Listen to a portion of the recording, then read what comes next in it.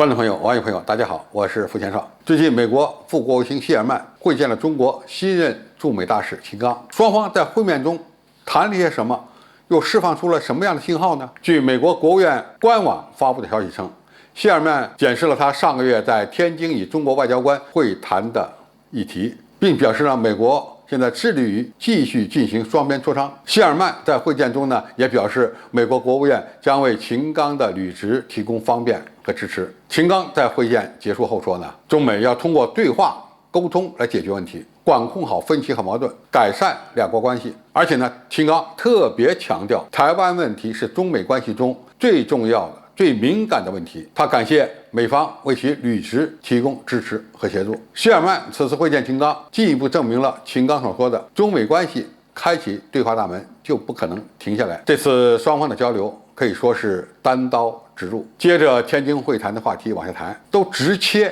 双方关切的问题。用谢尔曼的话说美国现在致力于继续进行双边磋商，但是与天津会谈不同的是，此次新任驻美大使秦刚特别提到了台湾问题。从中美关系的大局来看，科技竞争、贸易关系原本应该是最重要的方面，但是美国继续在打台湾牌，导致双方关系的变数在增加。从中国的角度来看，别的问题都可以谈，只有台湾问题最为敏感，它也是中国的核心利益所在。中美关系的多条红线就画设在台海问题上。拜登政府最近刚刚开启了对台军售，美国政府还有可能让台湾参加所谓的民主峰会，并且还鼓动东欧小国在台湾问题上对中国进行挑衅。可以说，美国的这些动作显然是要把台湾问题当成制衡中国的一张王牌。中美双方的官员刚刚在天津进行了会谈，有了一定的改善的趋势。现在台湾问题又凸显了，使问题进一步的复杂化。因此，这次中国驻美大使秦刚在会见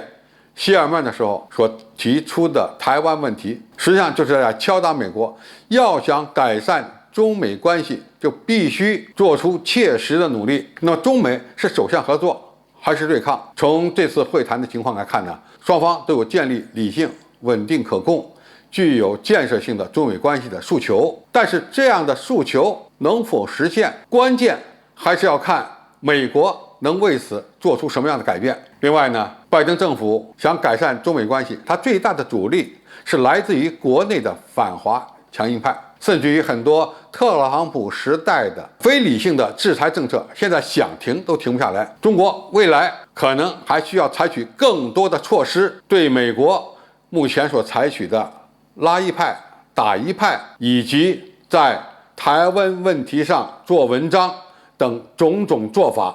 进行相应的敲打，以尽快让美国的对华政策走向理性。好，今天介绍就到这里，谢谢大家收看。感兴趣的朋友，我们可以在下面的留言区留言交流讨论。我们下期再见。